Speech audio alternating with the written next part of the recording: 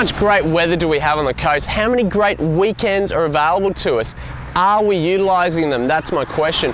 Maybe you're just dithering around the house trying to fulfil some quasi-important jobs, or just scratching the surface of the activities that are available on the coast. There is a cavalcade of stuff to do on the coast. For instance, the Gold Coast Hinterland Food and Wine Trail, 11 stops, let me tell you, all free. Let's do it.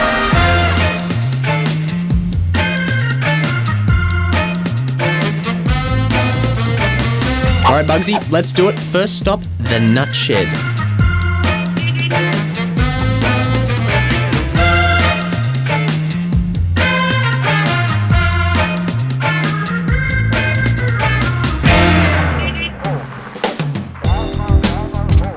Welcome to the Nut Shed, a family business that has been operating for 24 years, and let me tell you, they are doing some wonderful things with macadamias.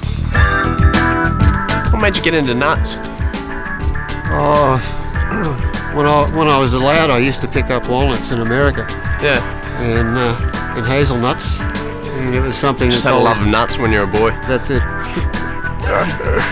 You know, you got to get over all the nut jokes too. True. No, I wasn't going to go there at all.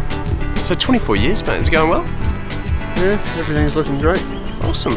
And how long have you had you've just had the farm for the entire time? When did you have the coffee shop as well and the retail side of things? We started that about 10 years ago. Yeah.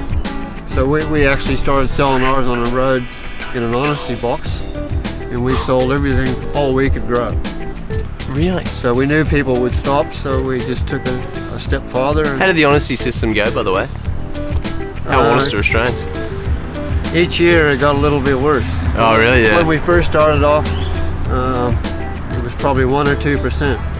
After 5 years, it was up to about 15%. So we were, basically, it was still good though. How's the Australian macadamia industry now then? It's we can't get enough nuts, and the marketing has went well overseas. The rest of the world's finding out how good they are. In terms of quality, how do we stand? We're far better than everybody else.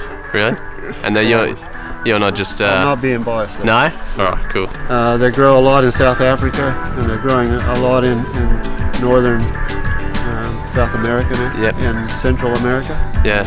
And of course, Hawaii's next to Australia as far as the quantity. Australia produces the most by far. Really? Even though we might only get 10% out of this tree, we're still producing bumper crops? Yeah. Well done, Oz. Now I know that our Gold Coasting viewers are quite highbrow, but did you know the following? Macadamia is the only Australian native plant to become an international food. It is estimated that the current value of the Australian crop on the domestic and export markets is about $85 million, making it one of Australia's largest horticultural industries. Macadamias have been linked to a reduction in heart diseases, certain cancers, hypertension, and blood pressure.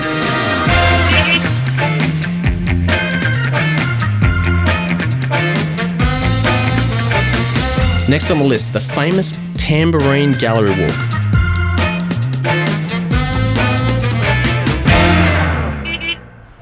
Tamborine Gallery Walk.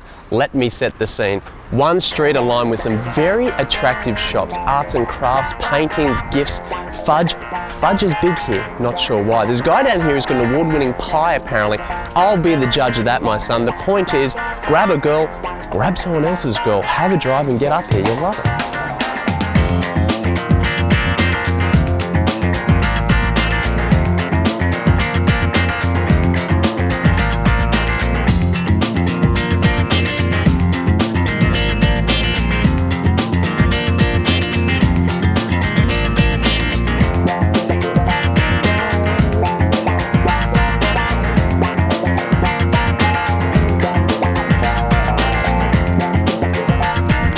Right on, I've heard about this place. There's a back room where you can smear yourself in fudge. There's a fudge peep show.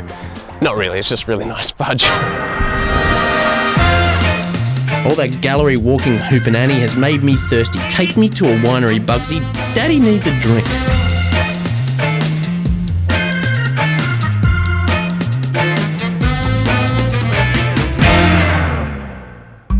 Cedar Creek is just one of the many wineries in the region. You know, if I did take anything away from my Mount Tamborine journey, it would be how beautiful this place is. It is nothing short of spectacular, and Cedar Creek typifies that beauty with its stunning grounds and facilities. You can enjoy morning tea, lunch and afternoon tea in the gazebo, which overlooks the estate's Wild Duck Lake, where you could enjoy all three, but you'd just be a pig. Hosting 2 bars, the Heritage Bar and the Cellar Door, for both private tours and individuals, each immaculately designed in warm, earthy tones. You can sample some truly delicious wines in true Tamborine style.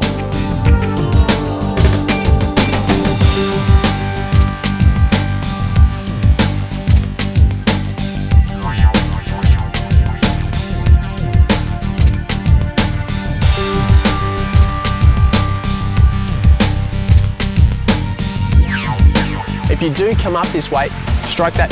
When you come up this way, you are in for a treat. This is the only place where you can view glowworms during the day. So you don't have to go into the rainforest at night and hurt yourselves. Not the church type? The Hamlin Room may be the place for you, my friends. Beautifully decorated. This room can cater for up to 150 guests. The fussiest of brides is putty in the hands of the Hamlin Room. Time to go. All that wine testing has made me very thirsty. Lead on, my trusty German sidekick.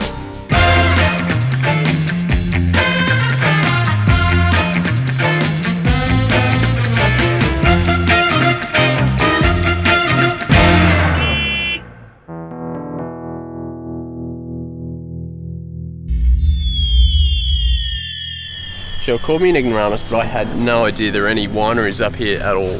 It's a fascinating industry. We have 8 different places to now try wine. Incorporates wineries, vineyards, satellite cellar doors. Literally the whole area is alive with Queensland wine. Yeah, and how are they going? Are they competitive? Because Queensland wine seems like quite an anomaly to me. So people just go, well, you make Queensland wine? We're making fabulous product. We're ultra competitive because no one else has got our product. And where do you see it going?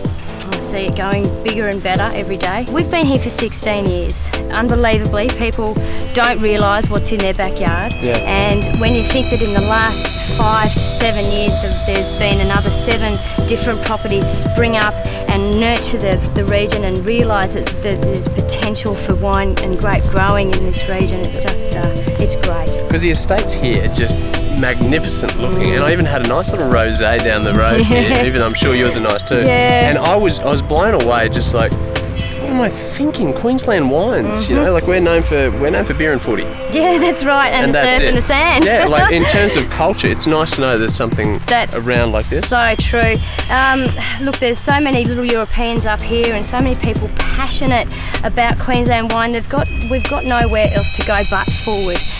We're making better wines than some of the big companies down south. Yeah. Some of the Chardonnays coming out of the Granite Belt are just the best in the country. How many people from the Gold Coast actually realise that this is up here? Because like I was saying here before, when I think of Tamborine, I think a bunch of nanas get on a bus and come up here and have a Devonshire tea. Yes, I didn't realise there was any of this up here. So it's got that sort of Sunday drive type feel to it. Well, that's scones. I'll have a scone. That'll pretty much be it. We'll turn back. No, it's all going to be. It's all high flying Chardonnays, great Granite Belt wines. We're just passionate about the industry, and you're going to see it get better and better.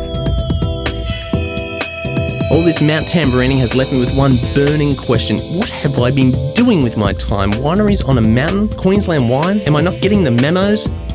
For fear of cliche sentiment, this is the best kept secret on the coast. Not a bad way to spend a Saturday, Arvo.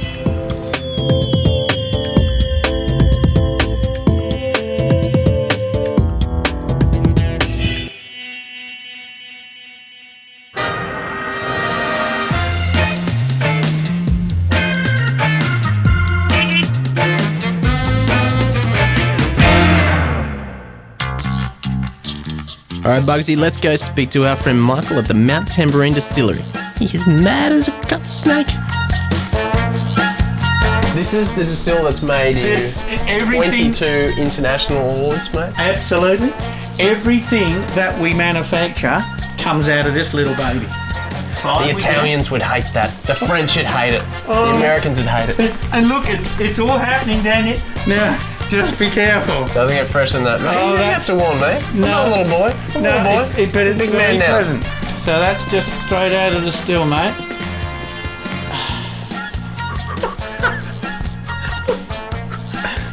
Talk to me. No matches, Talk please. to me. Oh my God. I told you. Look at my eyes. Oh my God. Do you have another drop? Hey, I'm good. I'm good. No, it's good, isn't it? Eh? Got to operate some heavy machinery later, you know what I mean? It's so strong, isn't it? Mate. But you see, that's the base. It comes out of there about 86, 84%.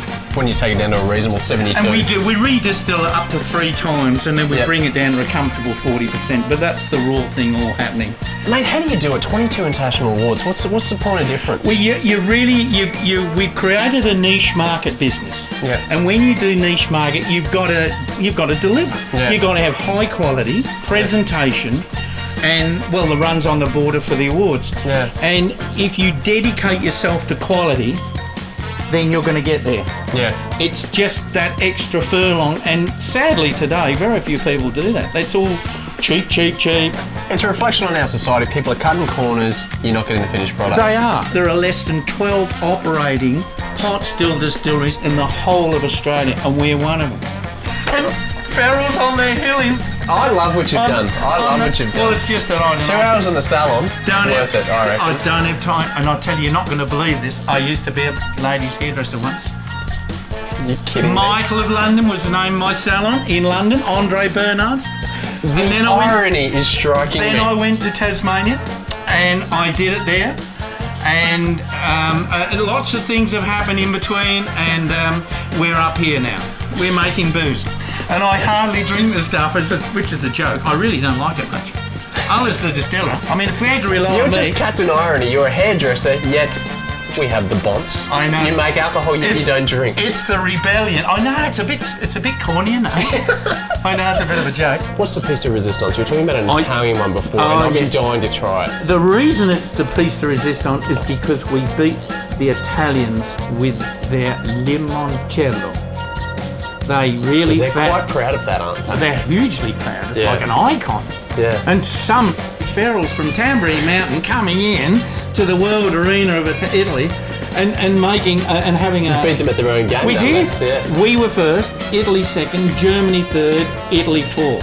Last year, which is when it happened, there were over 60 countries that compete and over 5,000 entries. And we have all these different categories.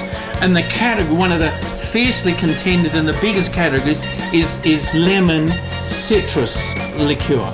My wife hand paints every single bottle. That's beautiful, mate. It would be great as a cocktail, wouldn't it? Imagine it. With some soda, crushed ice on a hot day down the coast. Yep.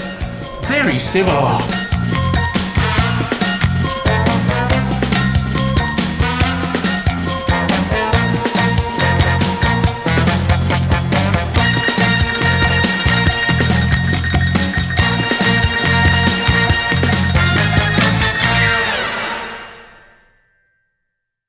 All right, next, Chocolate Kingdom. Now,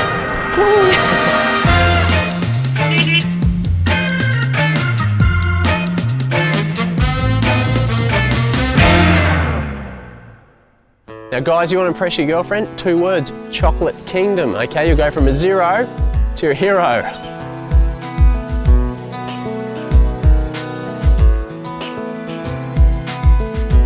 Nestled in amongst all the wineries and all the greenery is this little heaven on earth, the Chocolate Kingdom. Never really had the sweetest tooth around, but this place had my mouth watering. I could watch that wheel all day.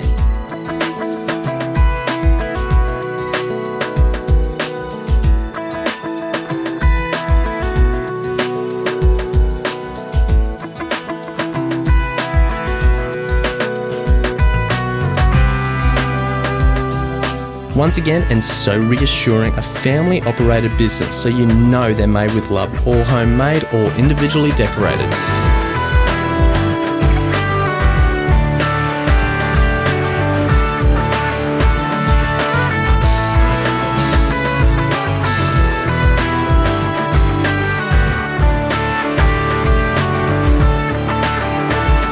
Mount Tamborine.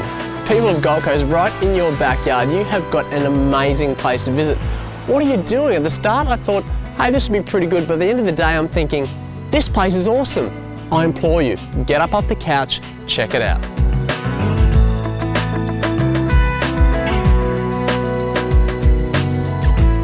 For more information on what we've done here in Mountain Tamborine, get on the Gold Coast City website and look up the Gold Coast Food and Wine Trail. Get on up here, people. I implore you, you're going to love it. You know I'm not lying.